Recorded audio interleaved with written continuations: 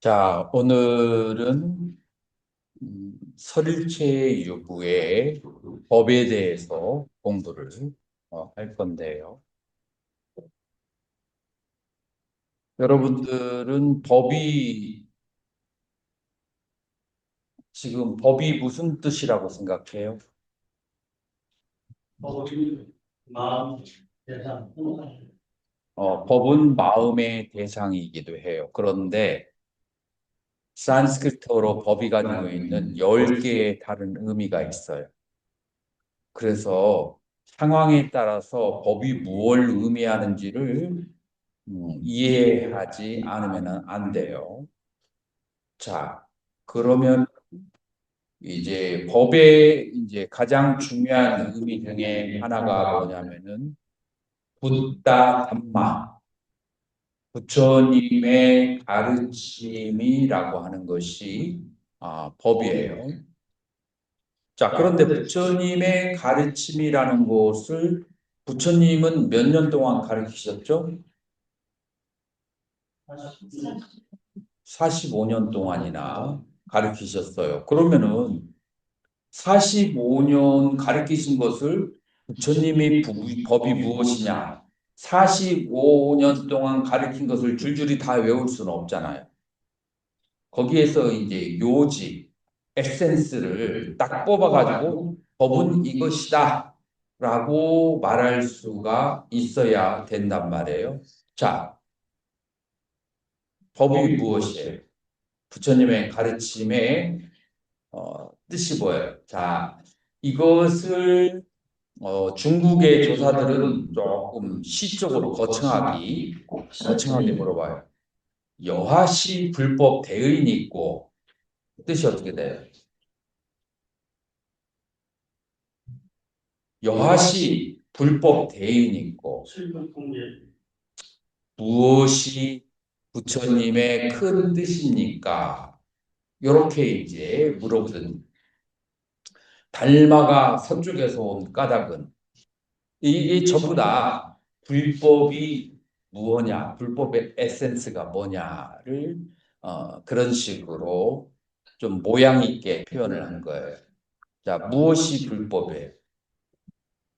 스님은 칠불통계, 칠불통계가 불법이다. 그렇게 대답할 수 있어요. 이제 보편적인 대답이에요.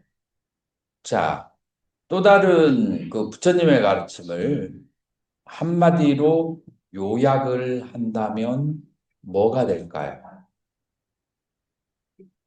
한마디를 한마디로. 열었어. 심. 심. 심이라고도 할 수 있는데, 부처님의 가르침에 가장 원초적이고, 그 다음에 가장 중요한 카테고리가 뭐예요? 모든 사성제, 사성제.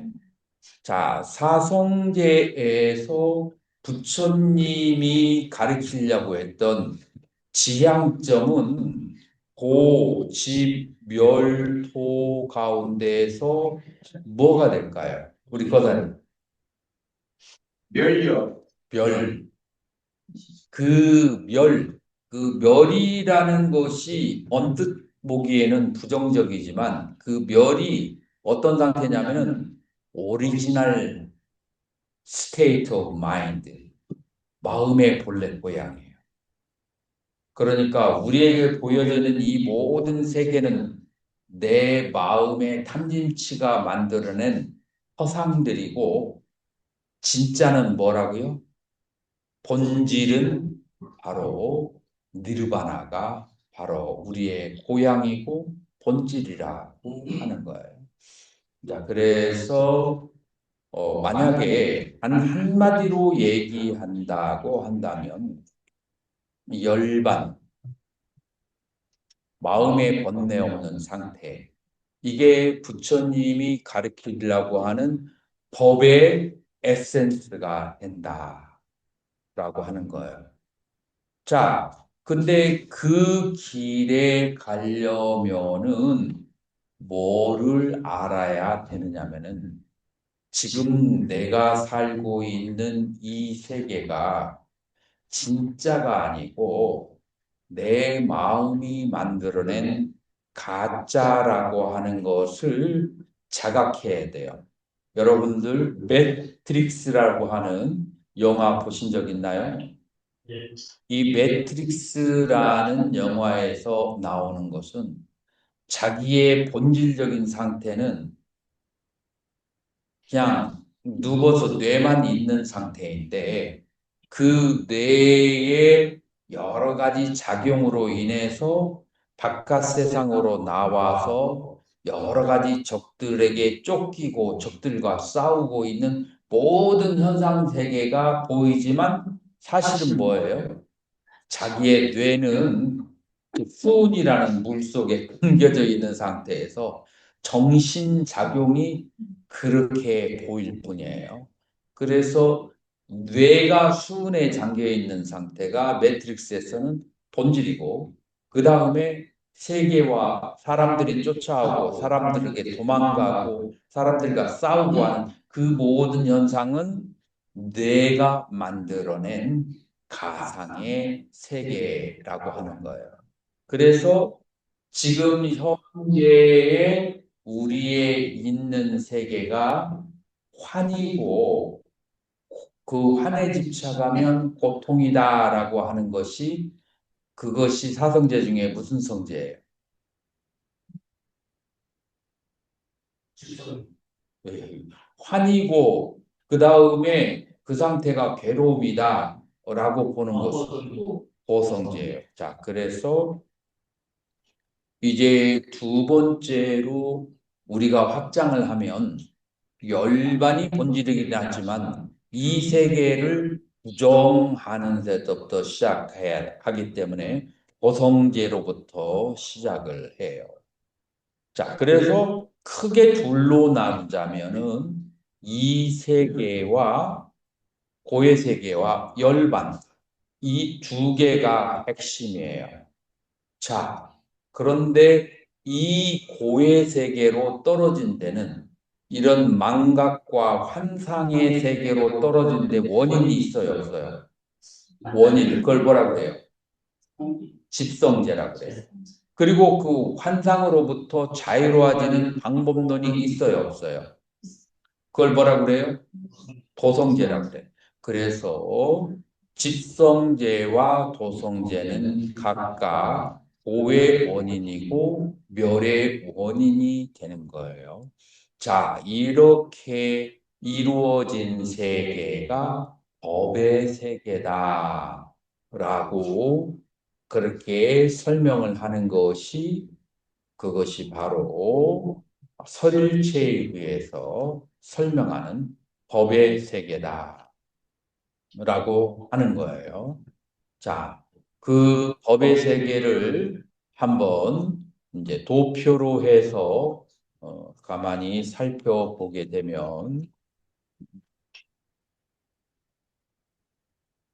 자, 이렇게 돼요. 요 도표를 여러분들 보이시죠? 뒤에 화면이 안 보인다고? 음, 그걸 진작 얘기해야지.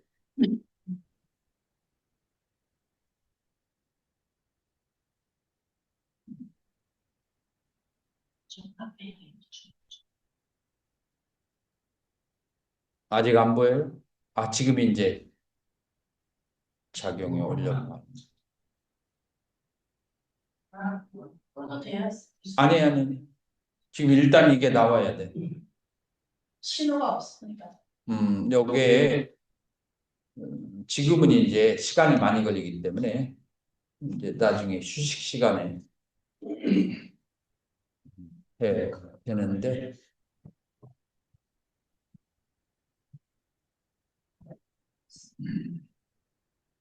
일단 여러분들 노트가 있죠. 그래서 도표를 보게 되면 우리 그 온라인으로 하시는 분들은 도표 보이나요? 도표 안 보여요? 보입니다. 소리가 잘 안 들리니까 합장으로 대답을 해주세요. 도표 보이시나요? 자, 그래서 이 법, 부처님이 가르치시려고 하는 그 법을 어떻게 보았느냐? 바로 멸성제가 부처님이 가르치시려고 하는 법이라고 보았다. 그 다음에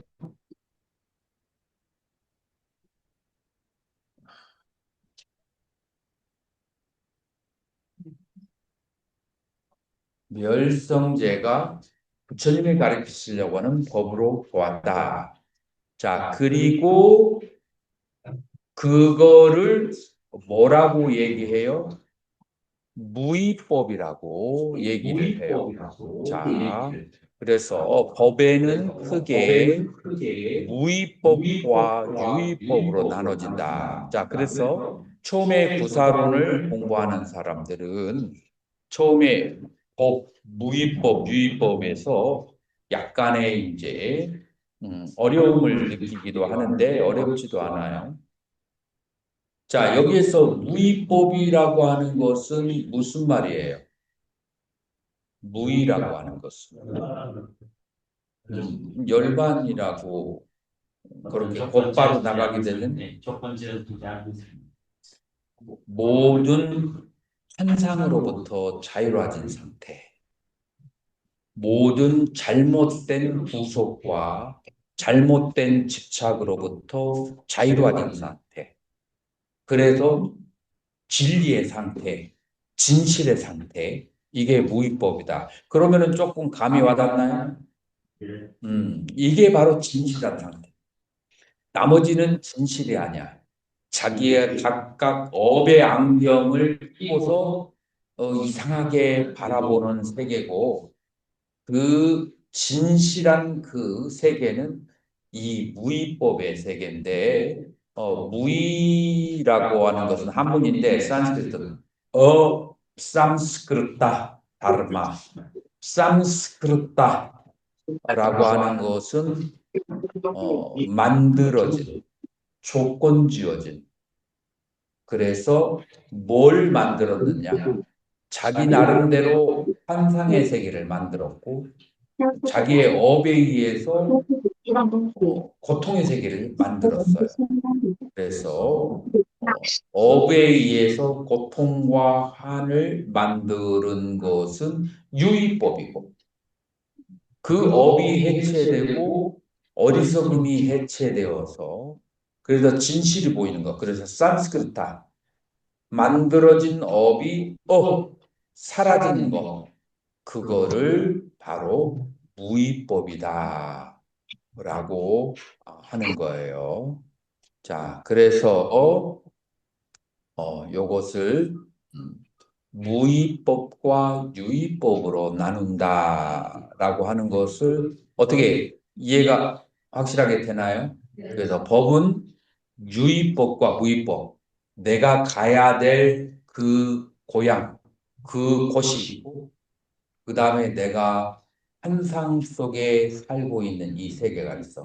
이 환상 속에 살고 있는 세계는 내가 실수를 많이 하고, 그래서 죄를 많이 져서, 그래서 이 세계에는 살기가 조금 어려워진 그런 고통스러운 세계일지 몰라. 그런데 거기에도 구원이 있는 것은 그 실수와 죄가 본체가 없는 거야. 이 그 모든 그 조건이 흩어지게 되면은 열반의 세계는 부중불감이라. 어떤 죄로 인해서 더 나빠진 적도 없고, 어떤 선으로 해서 더 좋아진 적도 없는, 그냥 항상 여여한 그 세계야. 그래서 나의 업에 의해서 왜곡되어진 세계가 유의법의 세계라고 한다면, 무의법은 그 업을 다 초탈하고 초월해서 그 진실의 세계, 그 세계가 무위법의 세계다. 업이 다 해체된 곳이. 자, 그래서 유위법, 무위법이라고 하는 두 개의 개념이 정리가 됐어요. 자, 이거는 이제 진리 당체와 업에 의해서 왜곡되어진 세계라는 관점에서 유의와 무의로 나누게 되는데 또 다른 분류법이 있어요. 또 다른 분류법을 유루와 무루라고 하는 그런 적인데 이 초기 불교와 이경희 스님 자꾸 화면이 바뀌기 때문에 내가 그거를 중지로 해놓을 테니까 양해하세요. 자, 그래서 이 유루를 아시라바, 아나시라바라고 하는데 이거는 굉장히 중요한 개념이에요. 자, 초기 불교에서 여러분들이 초기 불교에서 열반에 들어갈 때 뭐가 사라지게 되죠? 초기 불교에서 열반에 들어갈 때. 무명이요. 자, 그 무명이 사라질 때 무슨 번뇌가 사라지냐 하면은 해탈의 마지막에 들어갈 때 유루라는 번뇌가 사라지게 돼요. 그래서 유루의 번뇌가 사라지게 되면은 열반에 들어가고 해탈을 하게 돼요. 그래서 이 유루가 빨려로는 아사바라고 하고 산스크리트어로는 아시라바라고 하는데 자, 우리가 집성계를 한번 살펴보면 고의 원인을 세 가지로 얘기하는데 세 가지가 뭐죠?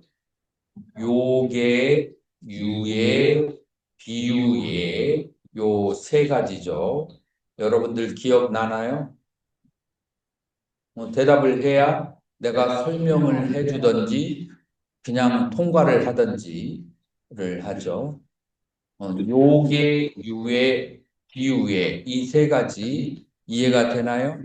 이해 안 됩니다. 거사님도 이해가 안 돼요? 처음 듣습니다. 처음 듣는다고? 예. 우리 고진멸도할 때 지분 세 가지인데 그 세 가지가 까마라가 까마탄하, 바바탄하, 비바바탄하라고 해서 요게, 유예, 비유예 이 세 가지예요. 이건 클래식이에요. 그냥 가장 기초에 해당하는 거. 국민학교, 불교 그 학교에서 국민학교에 해당하는 그 세 가지인데 욕에는 오용락에 대한 애착이고 오용락에 대한 애착 때문에 우리는 해탈을 못하는 거야. 두 번째로는 존재의 세계에 대한 애착. 오죽하면은 세속에 무슨 말이 있냐면은 개똥밭에 굴러도 이승이 좋다. 그 말은 아무리 고통스러운 세상에 살고 있어도 죽는 것보다는 낫다라고 하는 거예요. 그래서 자기 사는 세계에 대한 엄청난 집착, 이 세계로부터 떨어져 나가는 거에 대해서 엄청난 두려움, 공포를 가지고 있는데 그거는 뭐 때문에 그런다? 유해라고 하는 거예요. 비유의 비바바탄하라고 하는 것은 나의 지금 현재의 상황, 현재의 업으로부터 도망가려고 하는 것. 그래서 그것을 교정해서 바로 잡으려고 하는 게 아니라 어떻게 하려고 한다고요? 도망가려고 하는 거예요. 도망가는 것의 끝판은 뭐예요? 자살이 되는 거예요. 자기 업의 결과를 열심히 마주하면서 그거를 닦아서 자기 자신을 정화시키려고 하기보다도 도망가려고 하는 것이 비유예다. 우리는 업으로부터 도망치려고 하는 때가 있어요, 없어요? 만약에 누군가가 진실을 얘기하면은 그러면은 귀를 막고 그리고 상대방이 말하려고 하는데 주먹으로 쳐버리죠. 왜 그러죠? 내가 그것을 인정하면 내가 견딜 수가 없는 거야. 내가 그런 사람이라는 거지. 그래서 부부간에 싸울 때가 보통 여기에서 이제 크나큰 충돌이 일어나요. 됐어. 더 이상은 지금 내가 들을 기분이 아니야. 라고 할 때 상대방은 어때요? 나는 안 됐어. 나는 지금부터 말하고 싶은 시간이야. 여기서부터 이제 엄청난, 이제 그것이 부부간에도 그렇고, 도반들끼리 그렇고, 친구도 그렇고, 상대방이 just a moment를 외치면은 좀 참아줘야 되는데, 참지 않고 계속 터뜨리면 상대방이 폭발을 이제 해버리게 되죠. 이게 뭐냐면은 자기 업으로부터 도망치고 싶은, 자기 업을 보고 싶지 않은. 그래서 이 세 가지의 성향을 인간을 가지고 있는데, 요 세 가지가 뭐냐면은 아시라바, 유루라고 그렇게 하고, 이 세 가지가 끊어지면은 어떻게 돼요? 그 사람은 해탈을 하게 된다. 그래서 초기 불교 여러분들 사문과경의 마지막 파라그라프를 보면은 아라한은 이러한 세 가지의 애착으로, 세 가지 유루로부터 벗어난다라고 해요. 자, 그러면 이 세 가지의 번뇌를 원전을 가지고 다른 각도에서 의미를 한번 보도록 하자고요. 자, 성향 스님 여기 요 부분 설일체 유구에서는 유루의 소멸을 해탈이라고 한다. 설일체 유구에 어, 에서는 유루의 소멸을 해탈이라고 한다. 보이나요? 방 교수님 보이죠? 예, 거기부터 읽어보세요. 설일체 유구에서는 유루, 아스라바의 소멸을 해탈이라 한다. 유루는 사문가경의 아라한이 해탈을 성취하기 전에 마지막으로 소멸시켜야 할 번뇌로 설명돼 있다. 아스라바는 수로부터 흘러오다로 흘러가다에서 파생된 단어로 유루 중독의 의미를 가지고 있다. 마음속에 있는 탐진치가 몸의 6가지 감각 기능을 통해 6가지 경계 육군과 접촉해서 번뇌를 만들기 때문에 유루이고 감각 기능의 대상에 집착하여 취하게 하므로 중독이다. 아스라바에는 오용락에 대한 중독, 까마 아스라바 존재에 대한 중독, 바와 아스라바 무명에 대한 중독, 아윗자 아스라바 세 가지가 있다. 잘못된 견해에 대한 중독, 기타 아스라바를 더해 네 가지로 설명하기도 한다. 오용락에 대한 중독은 오용락의 대상에 집착하는 것이고, 존재에 대한 중독은 삼계에 중독돼 계속 존재하기를 원하는 번뇌이다. 잘못된 견해에 대한 중독은 치우친 견해에 대한 집착이며, 세상은 영원하다 또는 죽음과 함께 모든 것은 끝이 난다라는 등의 상경과 단견에 대한 믿음이다. 특히 무명에 대한 중독은 고와 고의 원인에 대한 무지 또는 믿음의 부족과 잘못된 지식 등 모든 사성제에 대한 무지와 관련된다.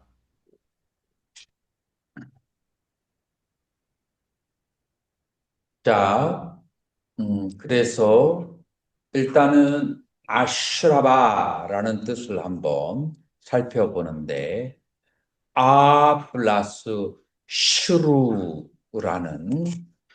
어근을 가지고 있어요. 슈루라고 하는 것은 새어나오다, 흘러나오다 라는 그런 뜻이에요. 그래서 셀 루자로 그렇게 번역했어요. 자, 여러분들이 새어나온다라고 했을 때 이해가 충분히 되나요? 새어나온다. 음, 여러분들이 이 마음 속에서 예를 들어서 무엇에 대한 집착이 생기면 그러면은 마음에서 액토플라즘이라고 하는 게 나와요. 여러분들 심령과학에서 보면 예전에 유리겔라가 나와서 염력을 행할 때 그게 이제 이렇게 눈으로 쳐다보면 모바일도 움직이고 사람도 움직이고 하잖아요. 그 심령과학 사진, 심령 사진으로 찍어보니까 어떤 현상이 되어 있냐면 여기를 인당이라고 하죠. 인당에서 뿌연 액차가 나와서 요거를 딱 잡아가지고 이렇게 움직이는 거야. 그래서 뭐가 흘러나온다고요? 하얀 액체가 흘러나와서 딱 잡는 거예요. 하얀 액체가. 그러니까 우리의 마음속에 탐심과 진심과 치심이 있으면 마음이 가지고 있는 에너지의 덩어리가 있어요. 그 덩어리가 물질도 아니고 비물질도 아니고 반물질의 상태로 나와가지고 대상에 이렇게 꽉 그렇게 대상을 꽉 움켜잡고 있는 거예요. 그러니까 탐진치가 많은 사람은 내가 가만히 있어도 대상을 움켜잡고 있는 것이 많으니까 에너지가 적게 쓰여질까요? 많이 쓰여질까요? 많이 세요. 에너지가 많이 쓰여져요. 그러니까 어떻게 돼요?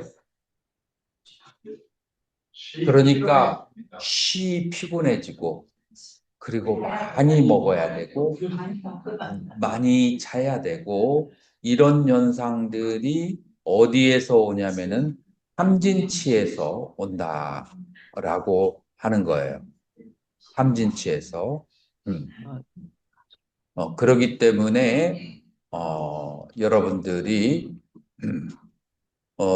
이게 바로 번뇌라고 그렇게 한다. 그러니까 내 마음이 주변을 꽉 붙잡고 있는 것이 많으니까 해탈을 할 수가 있겠어요, 없겠어요? 없어요. 그러니까 자기가 스스로 꽉 잡고 나는 고통스럽다. 나는 왜 해탈을 못할까라고 하지만 어리석어서 자기의 마음을 못 봐서 그러는 거예요. 그래서 마음이 꽉 이렇게 잡혀지니까 선종에서 무슨 말이 있어요? 해탈을 하려면 뭐를 하고 그래요? 방아차가라. 그 다음에 응무소주 이생이심하라. 마음이 대상을 경험할 때 그렇게 세지 말고 머무르지 말고 꽉 잡지 말고 그리고 마음을 써라. 그래서 그 순간의 마음을 쓰되 과거와 미래의 마음으로 그렇게 꽉 부여잡지 말라라고 하는 것이 이제 그래서 거예요.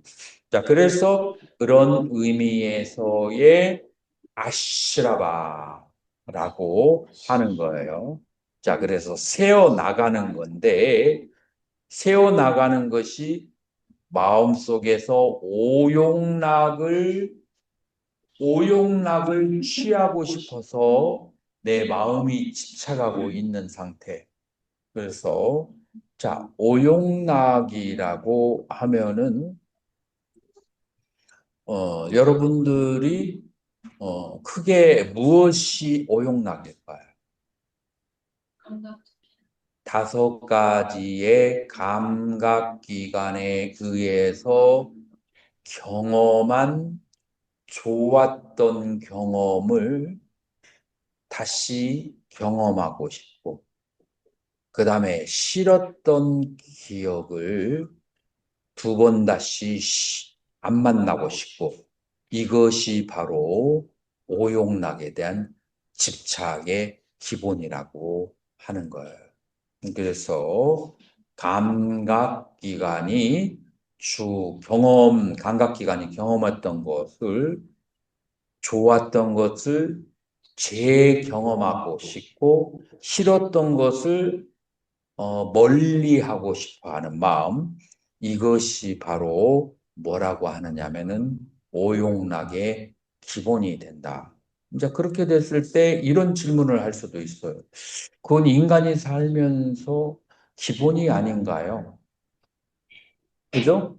그런 생각을 할 수가 있는데, 그건 인간이 살면서 기본이기도 하지만, 그렇지만 어떠한 측면이 있느냐면은 그 모든 광각기관의 대상은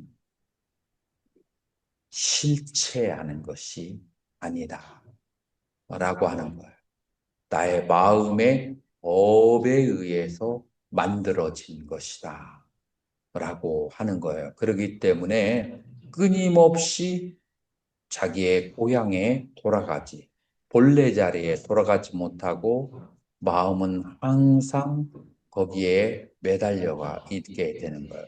여기에 오용락에 대한 이제 그 애착이고, 두 번째로는 존재에 대한 애착인데, 존재는 무엇이냐면은 내 감각기관에 경험되어지는 세계면서, 그러면서 또 뭐냐면은 나의 기억에 남아있는 세계, 이것이 존재의 세계다라고 할 수 있어요. 그래서 내가 경험했던 이 세계와 앞으로 경험할 다른 세계에 대해서 집착을 가지고 있는 것, 그 세계에 태어나기를 바라는 것이 바로 유애라고 하는 것이고, 이제 세 번째로는 자기 업으로부터 도망가려고 하는 것이 무명이다.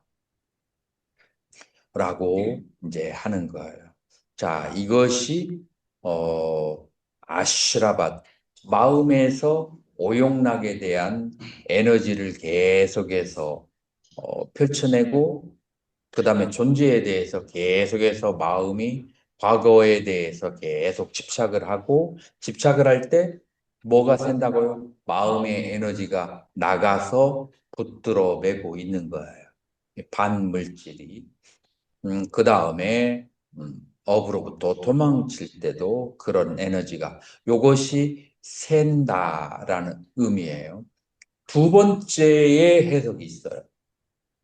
아슈라바, 이 번뇌를 중독, 인톡시컨트라고 번역이 돼요. 그래서 중독된 상태가 바로 번뇌라고 해요.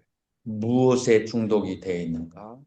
존재하는 것에 대해서 나의 의식에 남아있는 과거에 대한 기억에 대해서 중독이 되어 있고, 그 다음에 나에게 닥치는 세상에 대한, 그런 미래에 대한 그런 이제 세계에 대한 그런 중독. 그래서 오용락과 과거의 경험과 미래에 대한 세계에 대해서 마음이 중독되어 있다. 그래서 중독이라고 그렇게 번역을 한다. 자, 중독이라고 했을 때 여러분들 뭐 마음에 꽝 하고 와 닿는 게 있나요? 잘 안 와닿을 수 있죠. 여러분들 청나라 말기에 영국 사람이, 영국이라는 정부에서 청나라하고 무역을 하는데 계속 무역 적자를 짓게 돼. 왜 무역 적자를 짓게 되죠? 중국에 나오는 차와 도자기, 그거를 수입한 거하고, 그 다음에 영국에서 판 거하고 타산이 안 맞아. 그래서 30% 이상 손해를 보는 거야. 그래서 여기에서 손해를 안 보기 위해서, 강대국들은 다 그래요. 지금 현재 미국도 마찬가지잖아요. 자기네 나라 손해 안 보기 위해서 얼마나 지금 다른 나라들을, 특히 한국을 그렇게 밀어붙여요. 이건 강대국의 생리, 사바세계의 생리인 거예요. 그래서 영국이 어떤 꾀를 냈느냐면은 자기의 식민지에 인도와 미얀마 근처가 있었는데 거기에서 나는 마약이 있어. 그 마약을 갖다가 풀어버렸어, 중국에. 그러니까 막 그냥 구매력이 대단한 거야. 왜 구매력이 대단하죠? 마약 한 번 먹으면은 중독이 돼. 그래가지고 뭐도 팔아요? 땅도 팔고 가족. 가족도 팔아버려. 심지어는 자기 배우자까지도 팔을 정도로. 그러니까 여기에는 도덕이 없어. 이 마약에 중독이 돼버리면은 그 도덕이라는 것이 옳고 그른 것이 없어요. 그래서 이 중독이라고 하는 것은 나쁜 짓도 얼마든지 할 수 있는 게 바로 뭐다? 중독이다. 악업을 지을 수가 있어요. 자, 그러면은 부처님이 바라봤을 때 마약만 중독이 아니고 무엇이 중독이냐? 우리가 오용락, 우리가 눈으로 대상을 보고 귀로 소리를 듣고 코로 향기를 좋은 향기 맡으려고 하고 입으로 맛있는 거 먹으려고 하고 입으로 맛있는 거 먹었다가 나중에 어떻게 돼요? 살쪘다고 그거 빼려고 막 그냥 애를 쓰고 당 걸렸다고 엄청나게 약 먹고 저기 하고 그게 이 혓바닥이 원하는 대로 해서 그렇게 해요. 그래서 우리는 이제 중독이 되게 되면은 나도 망하고 남도 망하고 나도 다치고 남도 다치고 하는 현상이 벌어지게 되는 거예요. 그러니까 어떻게 해야 돼요? 중독으로부터 깨어나야 되는데 여러분들 마약보다 조금 낮은 중독이 담배예요. 그 다음에 담배보다 조금 낮은 중독이 술, 그 다음에 술보다 조금 낮은 중독이 콜라. 근데 이런 중독으로부터 벗어나려면은 쉬워요, 어려워요? 쉽지 않아요. 중독부터 깨어나려면. 자, 그래서 불법은 이 중독으로부터 벗어나게 하는 법이에요. 그래서 오용락이 즐겁지 본래 즐거운 게 아니다라는 것을, 오용락은 괴로움이라고 하는 것을, 내가 존재하고 계속 존재의 상태로 있으려고 하는데 그것은 즐거움이 아니라는 것을, 내가 업으로부터 도망가서 편하려고 하는데 그건 진정한 평화가 아니라는 것을, 그거를 가르쳐 주는 것이 불법의 가르침이고 바로 도성제다라고 그렇게 말할 수가 있어요. 자, 그래서 이 아시라바 번뇌라고 하는 것은 유루라고도 해석하고 또 다른 말로 뭐라고 해석한다고요? 중독이라고 해석하고 넓은 의미로 번뇌라고 그렇게 해석을 한다라고 하는 거예요. 자, 근데 초기 불교에서는 이 번뇌가 어떤 상태에 있는지를 얘기를 하지 않았어요. 얘기하지 않았는데 설일체 유부에서는 이 번뇌를 어떻게 얘기하냐면은 존재하는 상태다. 존재의 상태이다. 어디에? 나의 잠재의식에 dormant, 잠자고 있는 상태다. 그래서 아누사야띠 해서 사야띠 슬리핑이에요.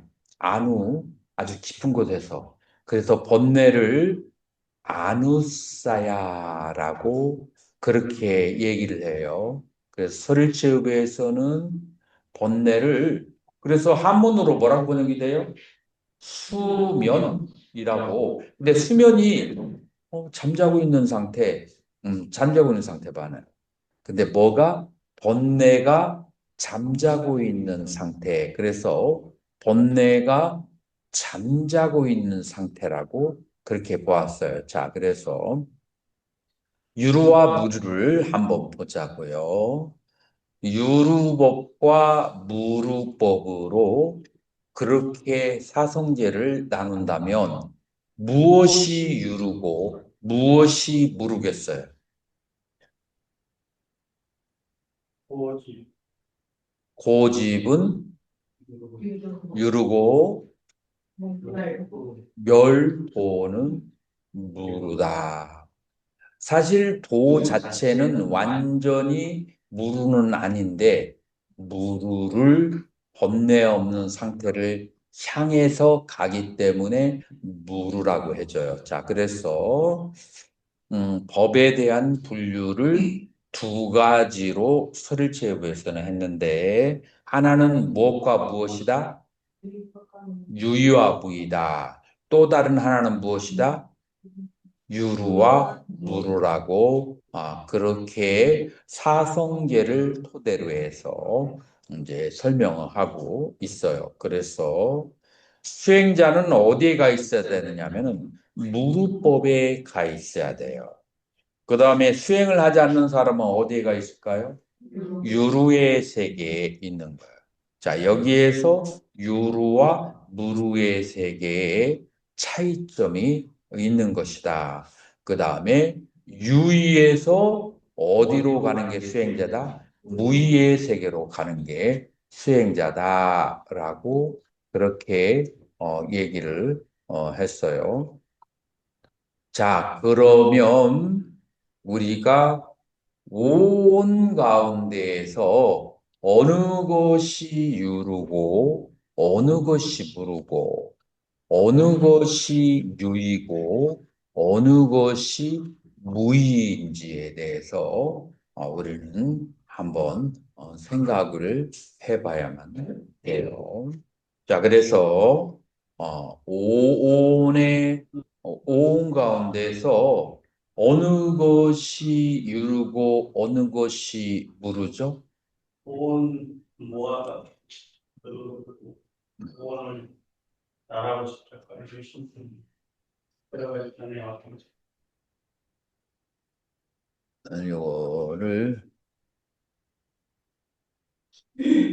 칠판에 안 써주니까 음,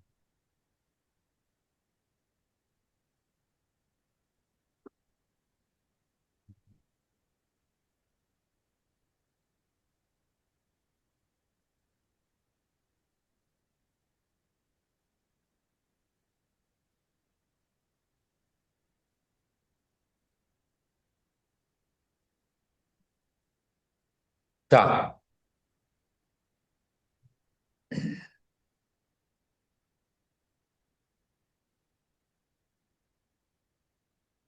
방 교수님 지금 노트 없어졌죠? 예수님 얼굴만 나옵니다. 음.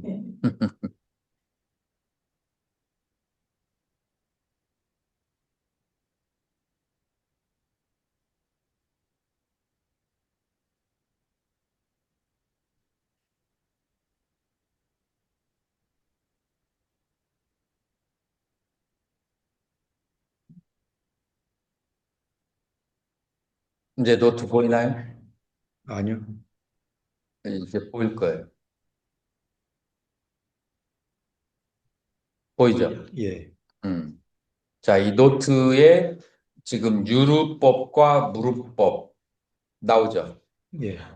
자, 그러면 그 위에 보면은 자, 우리는 두 개의 학파에 대해서 알아야 되는데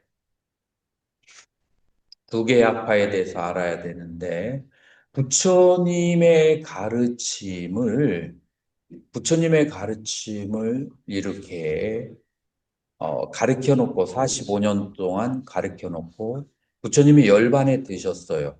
열반에 드셨을 때 상수 제자가 누구죠? 상수 제자가 사리불과 목련존자는 부처님이 열반 들기 6개월 전에 벌써 열반에 드셨어요. 자, 그래가지고 상수 제자로 있던 분은 누구셨죠? 가섭존자예요. 그런데 가섭존자가 있는데 한 제자가 수다따라고 하는 제자가 뭐라고 하냐면은, 아이고, 잘코뱅이다. 잔소리쟁이가 돌아가셨으니까 이제 마음대로 좀 살아야지.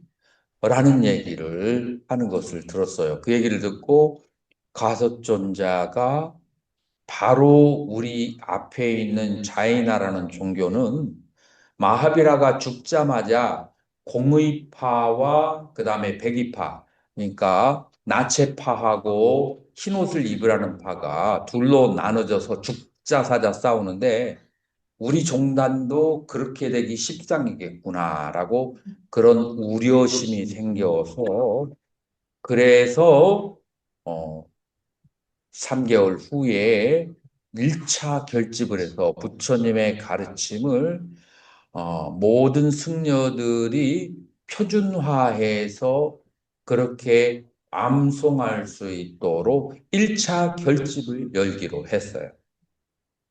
그 1차 결집을 그렇게 열기로 그렇게 어, 잠깐만요. 이때 부처님이 열반에 드셨을 때 가섭존자는 저 북쪽에서 유행을 하고 계셨어. 유행을 하시다가 이제 부처님의 시신을 이렇게 화장을 할 때가 됐는데 불을 붙이니까 어떻게 됐어요? 불이 안 붙었어요. 불이 안 붙어서 몇 번을 시도했는데 안 붙었는데 이제 그때가 되어서 가섭존자가 제자들하고 도착을 한 거예요. 그래서 가섭존자가 부처님께 절을 하고서는 불을 이렇게 붙이려고 하니까 관 밖으로 신발 한 짝이 나왔죠. 그래가지고 거기에다가 불을 붙여가지고 그래가지고 열반에 드셨는데 이것으로써 부처님의 제자이고 대를 이을 사람을 가섭존자라는 것을 거기에서 이제 보여주셨고 그러고 난 다음에 아까와 같은 사건이 이제 열반 다비를 하고 난 다음에 이제 이런 사건이 있었던 거예요. 자, 그래가지고 결집을 1차 결집을 하기로 결정을 했어요. 자, 1차 결집을 할 때 500명의 아라한들이 경전은 안한존자, 율장은 우발이 존자죠. 두 명의 제자에 의해서 경장과 율장을 암송하게 되었어요. 자, 그래서 처음 1차 결집할 때는 아비담마는 없었고 경정과 율장만 있었어요. 자, 그로부터 수백 년이 지난 다음에 아쇼카 왕의 시절에 아쇼카 왕이 불법에 대한 커다란 신심을 내어서 굉장히 그 부처님의 제자와 승가에 많은 보시를 하고 이제 하면서 타 종단에 있던 승려들이 스스로 머리 깎고 불제자가 돼버리면서 그러면서 계율이 조금 많이 산만해졌어요. 자, 그것을 이제 잡기 위해서 바로 아란 한 분과 그 다음에 아슈카 왕의 도움을 받아서 3차 결집을 하면서 그러면서 아비담마가 이제 그 7개로 만들어지는데 이때의 스테비라바디 혹은 테라바다 산스크리트로 스테비라바다라고 하는 이름이 얻게 되었어요. 그래서 테라바다의 여기에 저기에서 설일체 유부와 분별설부로 나누어지게 돼요.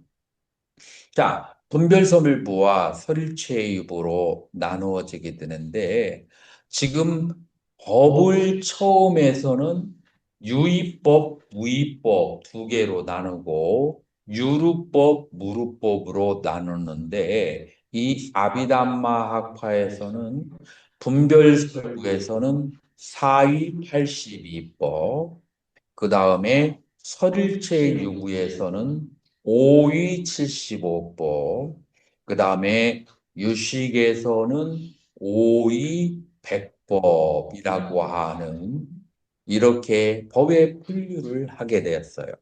82, 75, 이제 100법 이렇게 나눠졌어요. 들어본 적 있나요? 그거 들어본 적 있죠. 법이 82, 75, 100가지로 나눠지는 것을 여러분들이 들어본 적이 있을 거예요. 자, 그러면은 잠깐 휴식을 취하고 이 법을 나누는 것이 이빠사나 수행하고 어떻게 연결되어 있는지 를 여러분들이 이제 찾아내야 돼요.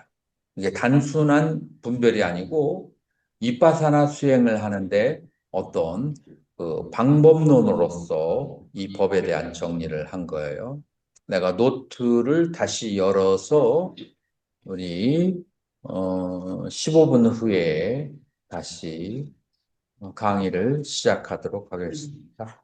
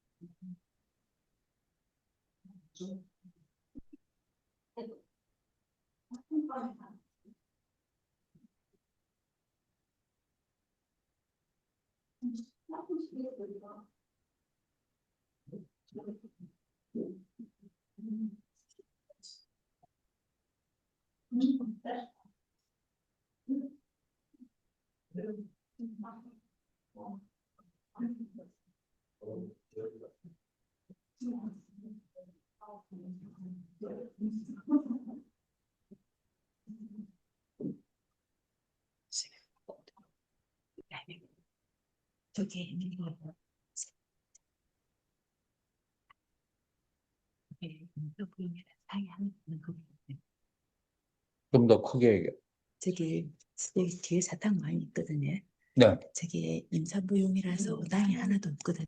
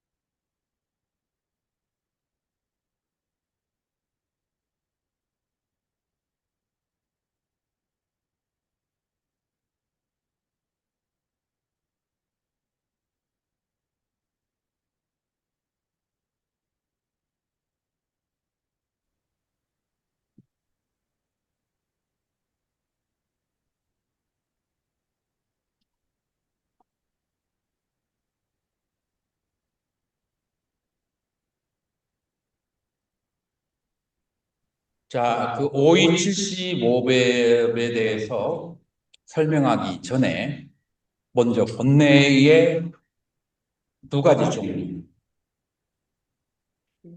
대해서 이제 설명을 한다면, 음,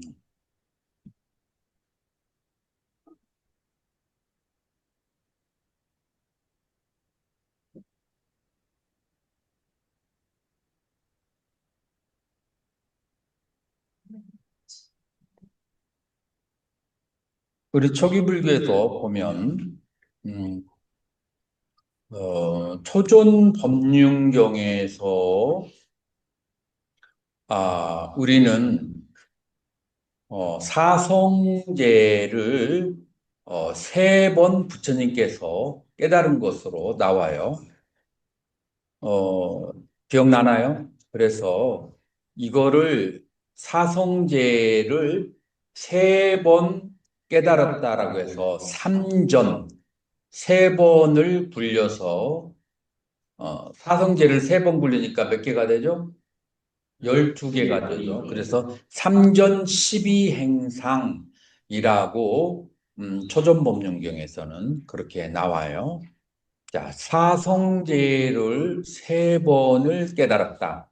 첫 번째, 나는 고와 집과 멸과 도를 보았다.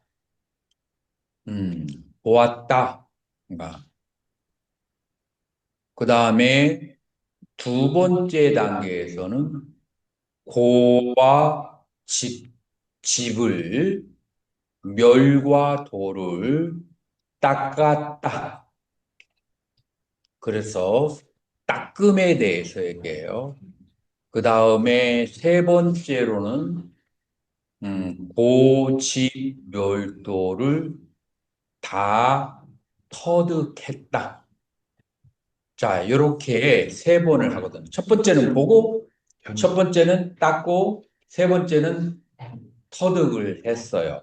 자, 이걸 한문으로 뭐라고 하냐면 견보, 첫 번째 사성제를 확실히 보았다. 견보라고 그래요.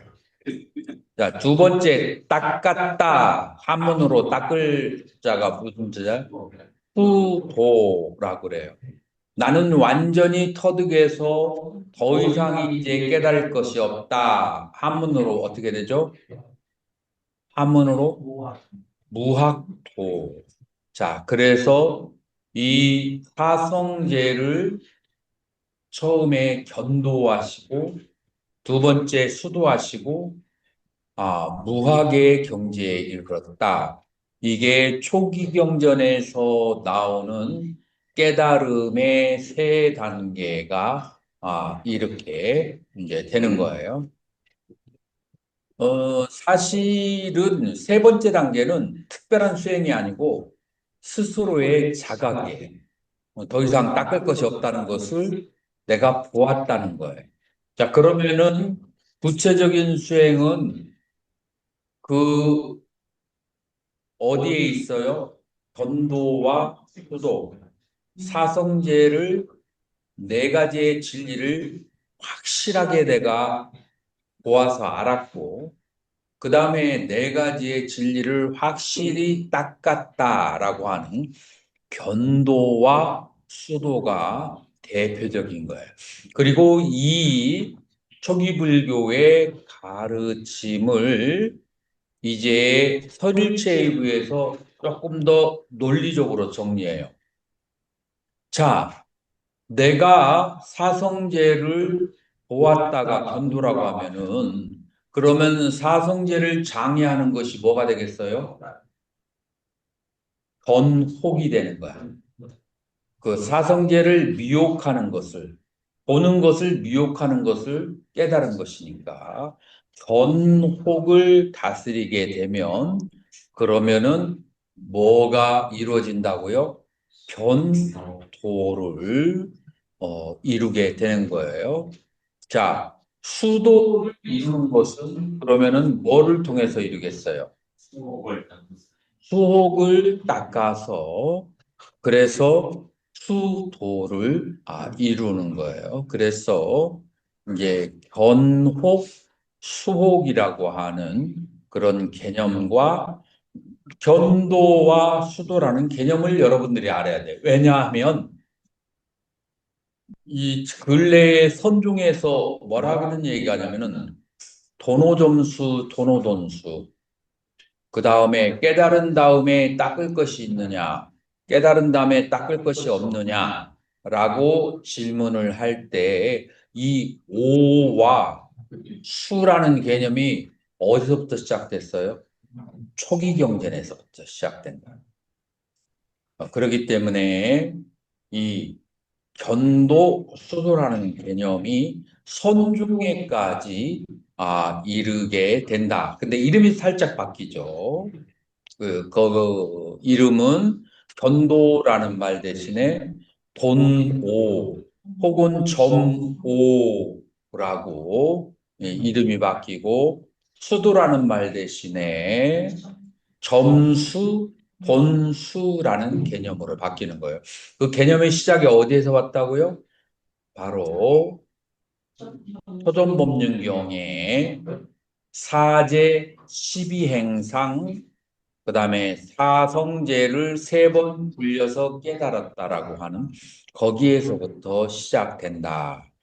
자, 그런데 사성제 속에서는 어떤 번뇌를 없앴을 때 견도, 어떤 번뇌를 없앴을 때 수도라는 말은 그 초전법령 경에는 나오지 않지만 다른 부분에서는 설명이 되니까 그 두 개를 합쳐서 아비담마에서는 설명을 하게 되는 거예요. 자, 그러니까 견혹이 되는 거, 보아야 사라지는 번뇌라고 하는 것은 그 번뇌의 종류가 무엇이겠는가?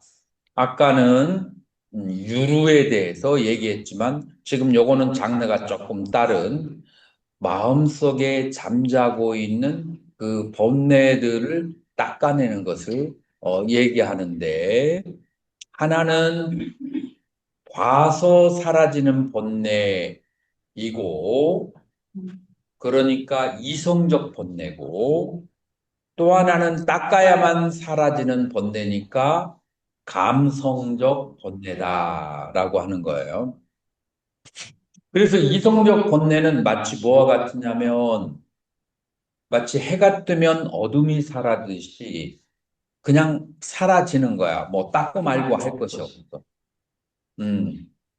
그렇게 그냥 알면 사라지는 그런 번뇌가 있고 아무리 알아도 이것이 죄인지는 아오나 그러나 내 마음속에서 끊임없이 솟아나는 맛있는 것에 대한 청착. 이거를 하루는 끊었는데 일주일 지나고 나서 또 일어나고 이거는 이제 감정적이고 습관적인 그런 번뇌들이에요. 그거는 계속해서 오랜 세월을 두고 닦아 나가야만 된다라고 하는 거예요. 자, 그래서 번뇌 종류를 크게 두 가지로 나눌 수가 있는데 어떻게 나눈다고요? 견옥과 수옥. 견옥을 한글로 번역하면은 보아서 사라지는 번뇌. 그 다음에 수옥을 한글로 말하면 닦아야만 사라지는 번뇌. 번뇌의 종류에는 두 가지가 있다. 그래서 선종에서 깨닫고 닦아야 된다. 아니면은 닦고서 마지막에 깨닫는다가 여기에서부터 시작이 되는 거예요. 자, 무엇을 깨닫고 무엇을 닦아야 되는가? 그 말은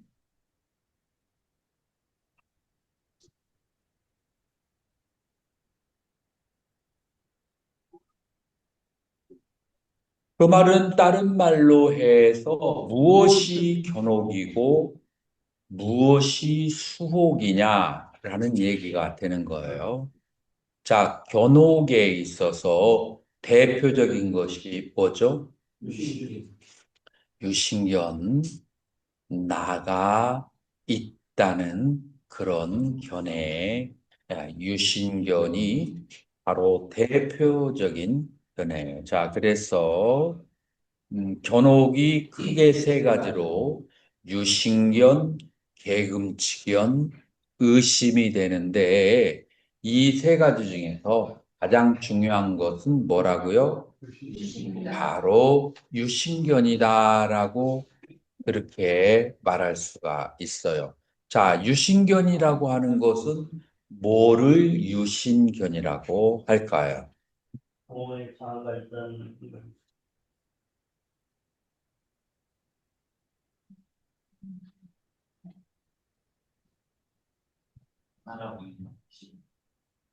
삿,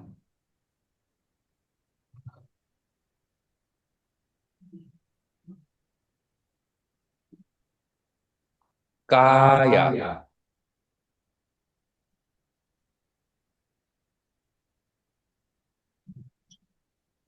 띠띠라고 하는 거예요.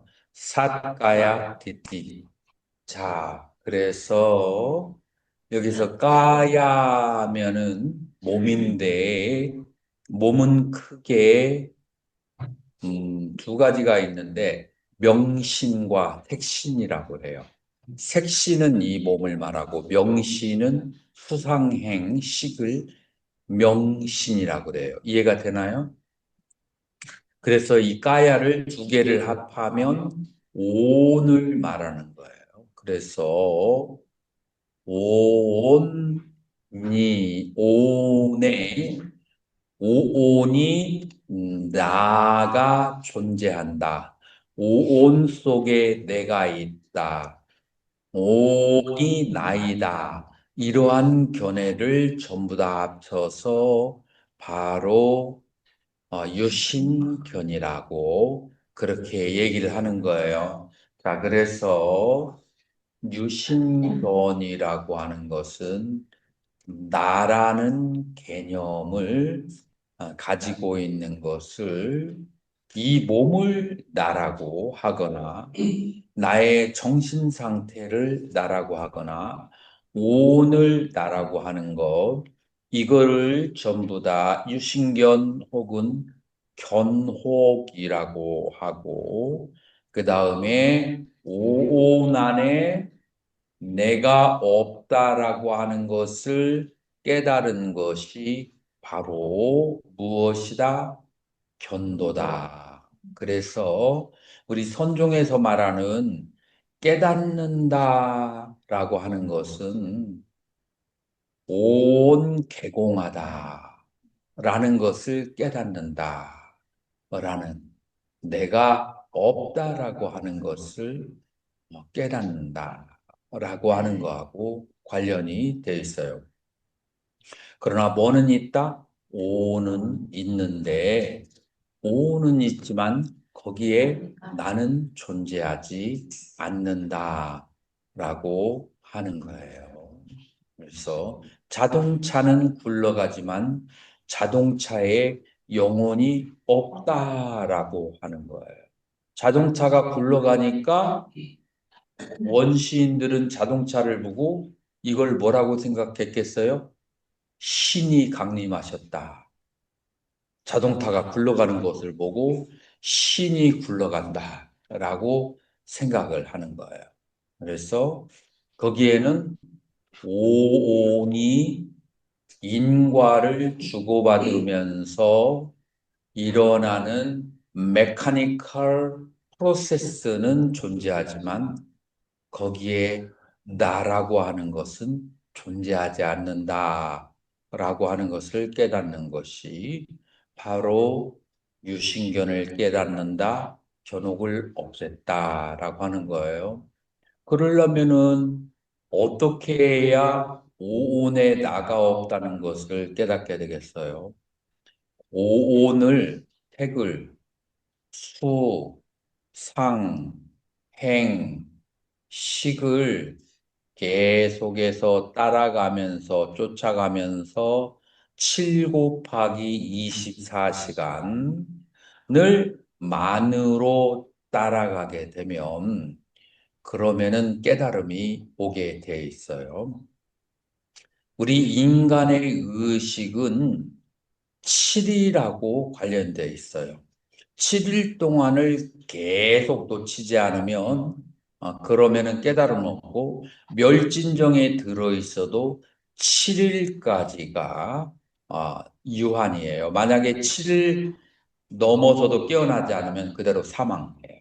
그래서 7일이 가지고 있는 우리 인간의 의식과 몸과의 어떤 관계를 가지고 있다. 그런데 7일 동안 얼마 동안 24시간 놓치지 않고 깨어서 바라보게 되면 나라는 것을 실체를 알게 된다라고 하는 거예요. 그래서 이 오온의 실체를 보지 않은 상태에서 유신견은 깨달음이 올 수가 없다라고 할 수 있어요. 그래서 이것은 한 번 보게 되면은 그러면은 2번 다시 내가 있다라는 견해가 생겨나지 않아요. 그래서 한 번 이것은 깨닫게 되면 그런데 나가 있다 없다는 것을 알았어도 식욕과 오용락은 다시 생겨날 수 있을까요? 없을까요? 생겨날 수 있어요. 그래서 이 욕망을 이제 다스리는 것을 수도라고 한다. 자, 그래서 오온이 무아라는 것을 깨달으면은 초기불교에서는 이 상태를 뭐라고 그래요? 수다원이라고 그래요. 스로다 아빤나. 그래서 흐름에 들어간 거예요. 어떤 흐름에, 무아의 흐름에, 진리의 흐름에 들어간 거예요. 흐름에 들어갔는데도 아직 뭐가 남아있느냐면은 탐심과 진심이 어디에 대해서 오용락에 대해서 남아있어요. 자, 그러나 수다원이 강조하는 부분은 어디죠? 그거는 온 무아라는 것을 아는데 강조해. 자, 그러면 사다함이 사까다 아감이 그래서 어, 사다함이라고 하는 것은 뭘 말하냐면은 한 번 돌아온다. 어디에? 욕계에 한 번 돌아온다가 스라카다 가미라고 하는 거예요. 스라카다 가미. 자, 그러면은 이 사다함이 수다원에서부터 사다함이 되어서 닦는 것은 뭐를 닦을까요? 수옥을 닦는데 구체적으로 어떤 수옥을 닦아요? 탐진. 욕계의 탐진이에요. 새끼 무새끼 아니에요? 욕계의 탐진을 사다함에서도 닦아요. 사다함에서도 닦는데 이 사다함에서 욕계에 대한 좋아하고 싫어하는 마음을 이 오온무아를 깨닫지 않았을 때보다는 훨씬 더 빠르게 닦을 수가 있어요. 음. 마치 무엇과 같으냐면은 여러분들의 옆에 있는 친구가 나를 적에게 밀고를 한 사람이에요. 근데 내가 CCTV로 그걸 봤어. 찾아가 가지고 나에게 대해서 험담을 하는 것을 봤어. 그러면은 그 사람에 대해서 정을 뜨는 게 좀 쉬워요. 그럼에도 불구하고 애증이 남아있죠.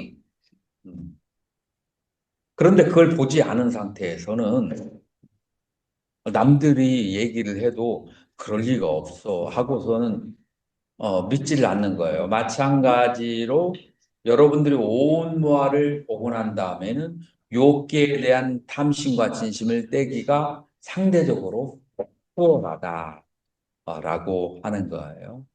자, 그런 상태에서 욕계에 대한 애착을, 그 다음에 노여움을 다 놓아 버렸을 때, 안 아감이 돌아오지 않는다. 안 아가미는 돌아온다. 그래서 어디에 돌아오지 않는다는 거예요? 욕계에 돌아오지 않는다는 거예요. 그래서 욕계로부터 벗어나는 것이 쉽다는 거예요? 어렵다는 거예요? 어려워요. 성인의 4단계 중에서 3단계를 욕계로부터 탈출하기 위해서 애를 써야만 되는 거예요. 왜 이 욕계로부터 벗어나기가 어려울까요? 중독이 되어 있어요. 얼마나 오랫동안? 옛날에 우리는 범천에서 살고 있었어요. 거기는 날아다니면서 몸이 빛으로 가득 차 있어. 그러다가 이 범천에서 약간 새로운 것을 경험하기 위해서 이 인간 세상에 내려왔어요. 내려오다 보니까 물 속에 있는 에센스, 먹을 것들이 호기심이 있어서 먹어봤어. 그래서 물 속에 있는 것들을 먹으면서 몸이 빛이 잃고 물속에 있는 것들을 먹고 나니까 이제 땅에 있는 맛있는 것들이 보여요. 에센스가. 땅에 있는 것을 먹으면서 그러면서 땅에 발을 딛고 되게 날지도 못하고 물과 땅에 있는 것들을 먹으면서 그러면서 빛을 잃어버리고 땅에 달라붙어 버려서 걸어 다니게 된 거예요. 자, 그래서 우리 땅에, 물과 땅에 있는 음식을 먹은 사람은 거기에 중독이 되어서 그 세계를 떠나서 다른 세계로 가는 것이 거의 불가능하게 가까울 정도로 어렵다. 그래서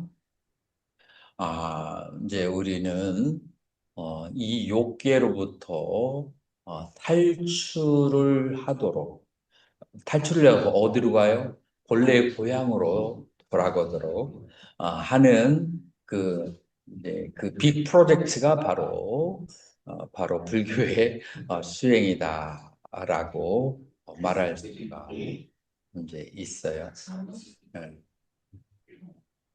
혹시 안 먹으면 거기 그 경찰로 다시 돌아갈 수 있어요? 어, 안 먹고 마음속에 거기에 대한 집착이 없으면, 근데 안 먹고 마음속에 대한 집착이 없어지는 게 그것이 욕계에 사는 중생들은 수월하지가 않다. 진에 거기에 그 모든 것이 다 기록이 돼 있어서 음. 그리고 설령 안 먹다가 죽더라도 마음속에 그런 애착이 있어서 또다시 욕기에 태어나게 그 먹고 싶은 그 애착 때문에 내가 예전에 학교를 다닐 때 일주일 단식을 했어요. 일주일 되는 날이야. 그래서 이제 집으로 올라가는데 약간 오르막길이에요. 양쪽 가에 리아카로 포도를 막 쫙 파는데 그때 포도값이 한 봉지에 1,000원이야. 그 포도의 향기가 막 그냥 날아오는데 오장이 뒤집어지고 코와 막 눈과 정신을 못 차릴 정도야. 그래서 나는 이런 식으로 나를 위로했어. 나는 아직 20살밖에 안 됐어. 나는 앞으로 단식을 할 기회가 얼마든지 많은데, 이 맛있는 것을 도저히 나는 참을 수가 없다. 라고 생각을 해서 그 일주일 하루만 더 버티면은 반나절을 못 참고 1,000원을 주고 포도를 사왔으니까 자기 자신의 맹세를 깨뜨렸으니까 이걸 정말 맛있게 먹어야 되잖아요. 그래서 젊은 마음에 더 맛있게 먹으려고 좀 아껴서 놔두고 그 된장하고 밥을 먹고 그 다음에 천천히 포도를 죽이려고 반 공기를 된장하고 먹었는데 배가 불러가니 불러버렸어. 그러더니 갑자기 그 포도의 맛과 유혹이 싹 사라진 거야. 포도가 맛이 없게 보이는 거야. 배가 부르니까. 그러니까 이것이 마음의 장난이라는 것을 그때는 너무 어렸어. 그 포도 자체에 정말 맛이 자성이 있다라고 생각을 했기 때문에 내가 나의 맹서를 깨쳤는데 배가 부르니까 포도가 전혀 향도 밋밋해지고 그 다음에 눈으로 봐도 맛있게 느껴지지 않는 유혹에 걸려 들어간 거지. 그래서 뭐라고 할까 겨우 일주일 단식 하는데도 이 욕망이 사정없이 밀어 닥쳐가지고 견디기가 어려울 정도예요. 그래서 설령 굶어 죽겠다 할지라도 죽을 때 먹는 것에 대한 표상이 생겨서 또다시 욕계로 오게 돼. 그래서 이 욕계로부터 벗어나는 것이 그렇게 수월한 일은 아닌데 무슨 도움으로 수월해질 수 있다고요? 자기의 마음속에 뭐 어떠한 도움을 받을 수 있느냐. 무하라는 것을 알면 이거를 깨뜨리기가 쉽는. 그래서 먼저 깨닫고 닦으라는 말이 바로 이제 그런 것을 보통 얘기하는 거예요. 자, 그래서 여기에서 두 가지로 나눠지는데, 그런 습관지어진 욕망은 감각적 욕망이 1번이고, 그 다음에 두 번째로는, 남을 미워하는 생각. 이 두 번째고, 조금만 어려우면은 다 누구 탓을 해요? 내 주변 탓을 하는 거예요. 그게 바로 악이에요. 그 다음에 세 번째로는 색계와 무색계에 대한 그런 세계에 대한 집착.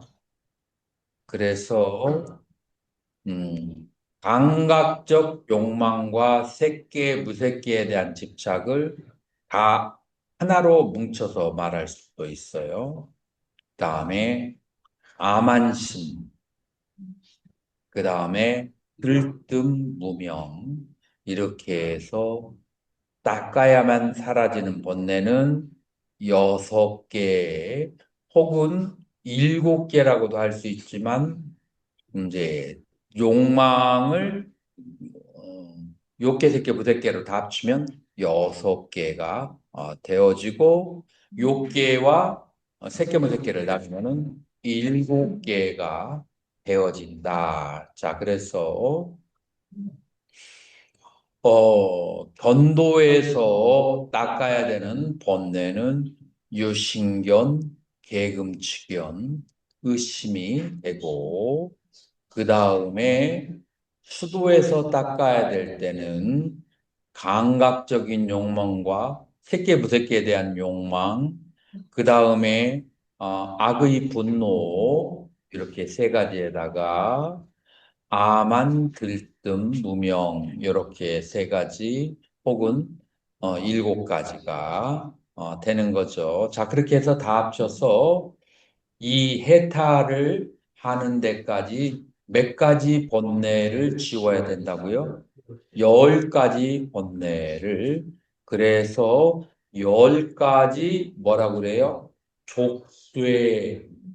족쇄라고 하는 거예요.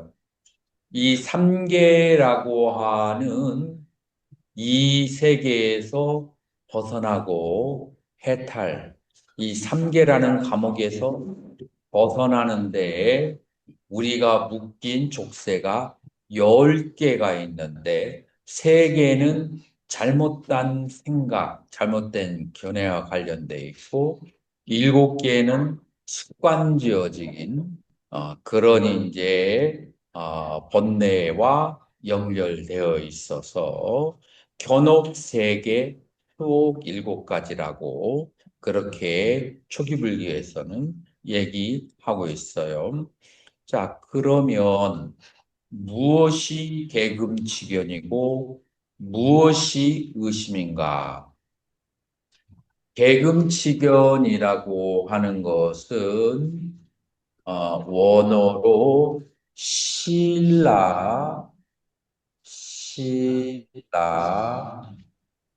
브라따, 브라따, 실라 브라마따 빠라마사.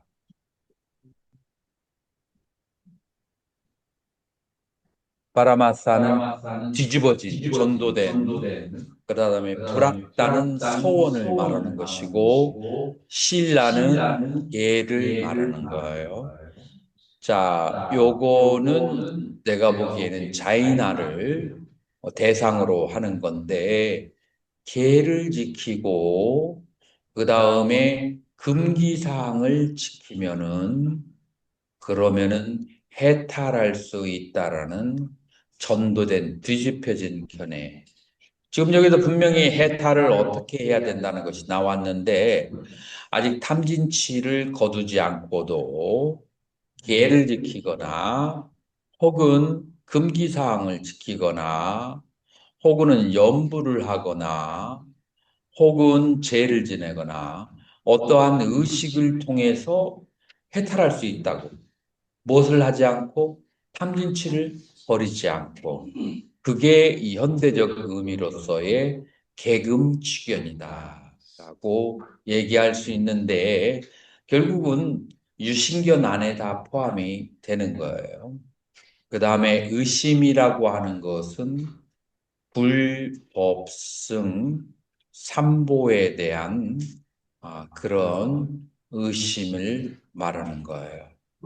불법승 삼보에 대한 의심. 그래서 불법승 삼보에 대해서 의심을 갖는다라고 하는 것은 무엇을 말하는가라고 했을 때,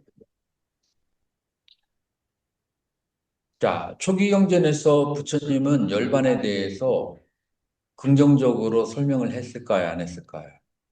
했습니다. 응? 했습니다. 어떻게 했을까요? 일반은 바람수기 니르바나 빠라마따 수캉 열반은 최상의 행복이다. 이건 직접적 설명이 아니에요. 그냥 최고의 행복이다라고 했더니 열반의 상태는 무엇이다라고 설명하지 않았어요. 왜냐하면 열반의 상태는 개념이 멈춰진 상태야. 개념이 멈춰진 상태를 개념 없이 설명을 해야 되는데 개념 없이 사람들에게 뭘로 설명할래요? 개념이 있으면 열반이 아니야. 그러면 개념이 없는 상태에서 설명을 하려면 그래서 선중에서 뭐라 그래요?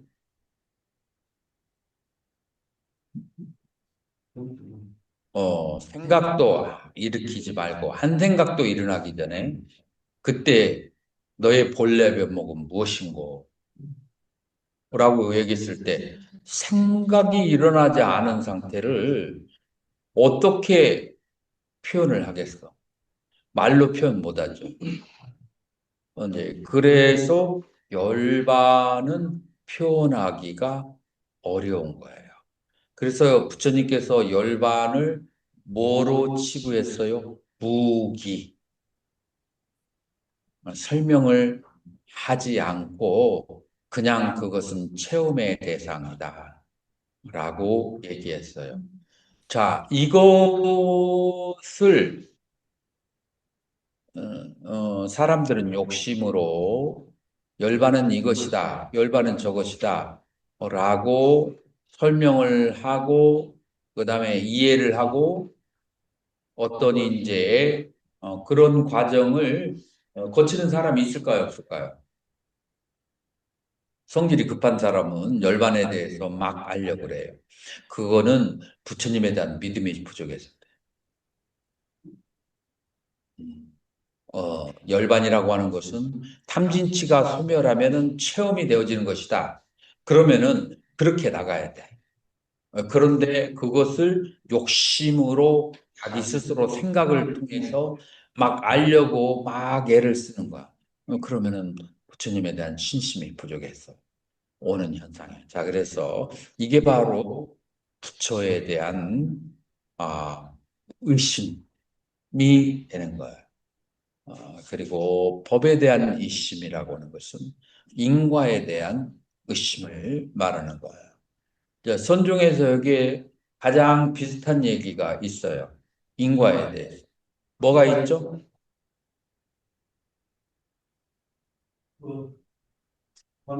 전백장, 구백장. 그래서 백장이라고 했던 그 예전의 스님이 여위의 몸을 받았어요. 여위의 그 몸을 받아서 살고 있다가 백장회라는 스님이 깨달음을 얻고 법문을 설하는 거기로 갔어요. 거기로 가서 여우가 오래된 여우라서 어떻게 해요? 사람 몸으로 딱 탈바꿈을 해서 내가 과거에 백장이라는 수자였는데 말 한마디 잘못했다가 내가 여우가 되었어. 그럼 무슨 말을 잘못했습니까? 라고. 그러니까 사람들에게 나는 이렇게 말했어. 인과는 존재하지 않는다. 이 마음자리에. 그것이 열반이다. 라고 얘기를 하고 이제 다녔다라고 하는 거예요. 자, 그러니까 깨달은 자는 인과가 없다라는 말로 했다는 거예요. 그러니까 그러면 당신이 나에게 한번 물어보시오. 백장회 스님이 얘기했어요. 그럼 내가 대답을 할 테니까. 그래서 여우 백장이 그 백장회 스님에게 깨달은 자에게 인과가 있습니까? 없습니까? 라고 물어봤어요. 그러니까 뭐라고 대답했어요? 불매인과.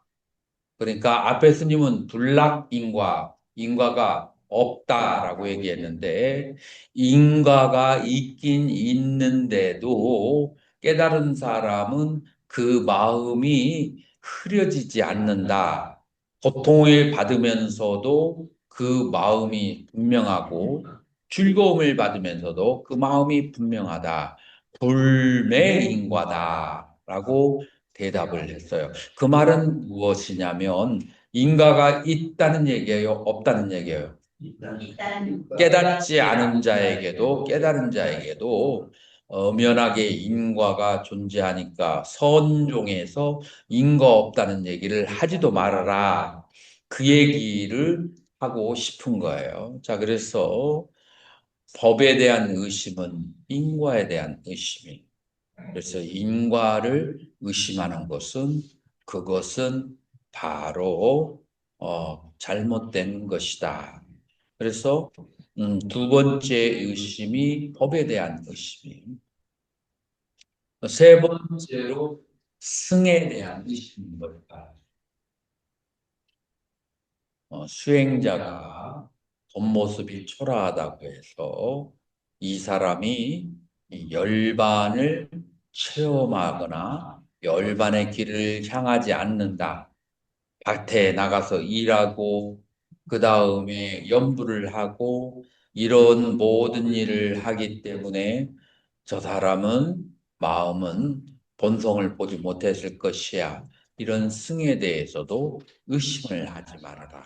그래서 불, 법, 승, 삼보에 대해서 의심을 하지 않아야 되는 거예요.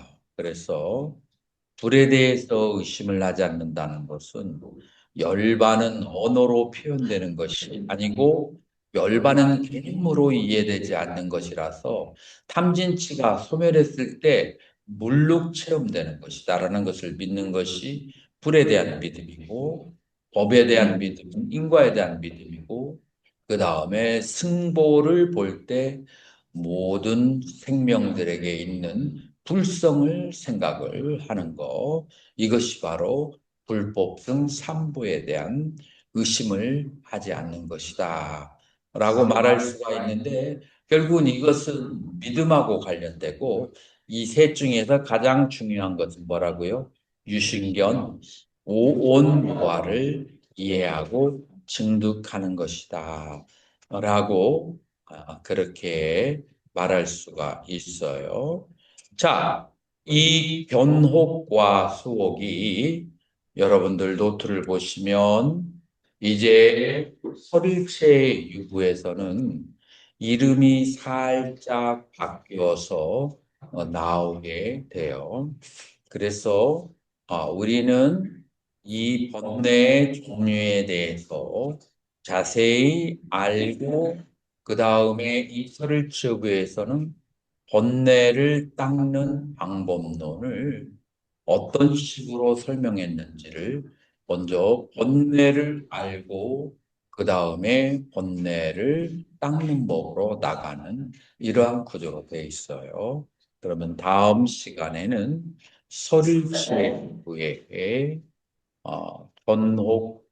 변혹을 변소단이라고 하고 수혹을 수소단, 변소단이라고 하는 것은 모아서 끊어지는 번뇌, 수소단은 닦아서 끊어지는 번뇌, 여기에 대해서 다음 시간에 공부하도록 하겠습니다. 질문 있으면 질문 받겠습니다.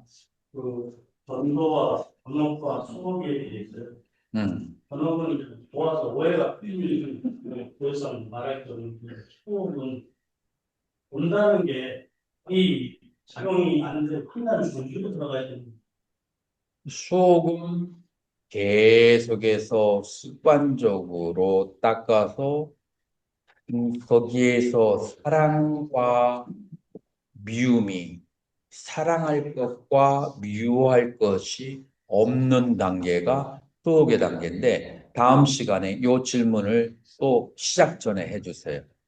거기에 맞추어서 내가 다음 강의를 설명해드리겠어요. 지금 저희가 네. 방금 전에 말씀하신 그 불법성에 관한 설명을 하셨는데 거기에서 이제 불법에 관한 것까지 해서 제가자나 수행자나 모두 다 해당되는 거죠. 승은 사부승가로 사무실가는 제가 붙잡고 가신 이제 승이 가지고 있는 본래 불성할 때는 제가 불자까지 들어가고 그 다음에 수행승이 그 깨달은 경지는 출가승을 얘기하는 것이고. 네, 그러면 음, 그 예를 들면 이제 승려들이 어, 승려에 대한 어떤 이제 그런 예전에도 부자인 당시에도 서로 이제 다투거나 이런 게 종종 있었잖아요. 그러면 그런 거에 대한 거는 어떻게 제가 이해가 안 됐어요. 질문이 스님 이해가 가요? 쉽게 얘기하면 음. 이제 그 현존에 계시는 스님, 큰 스님이나 그런 스님에 대한 그런 옳지 못한 그런 행을 이제 개개인이 생각에 있어서 행을 봤을 때 거기에 대한 비판을 하거나 거기에 대한 그렇게 하면 거기에 대해서 또 바보가 생기나 약간 그런 생각도 들고 그거도 어긋나는 것일까. 그러니까 네. 소위 큰 스님이라고 하는 사람이 네. 여러 가지의 옳지 않은 행위를 하는 거에 대해서 네.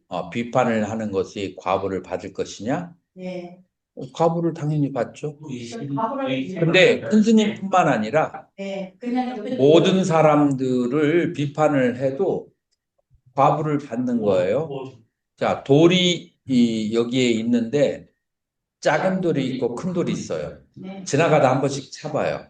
작은 돌을 차면 작은 만큼 아프고 큰 돌을 차면 큰 것만큼 아파요. 큰 스님을 차면 그러면은 크게 아프고 작은 사람을 차면 작게 아프고 과부는 다 똑같아요.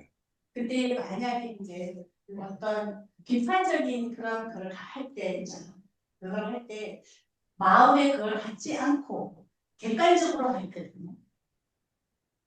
객관적으로는 감정이 들어가지 않는 어떤 그런 대중공사처럼. 네네 음, 그런 경우는 어떻게 되는 건가요? 이제 그런 경우는 이제 경우의 수가 각각 다 다르죠. 궁금하더라고요. 그건 스님의 지혜로, 왜냐하면 경우의 수가 수백 개이기 때문에 네. 조금씩 다르게 되겠죠. 그러니까 뭐 궁금할 수 있어요. 그런데 제일 먼저 내가 온 모아와 번뇌를 끊어버리는 것이 그거 해결하는 것보다도 더 빠를 수 있어요.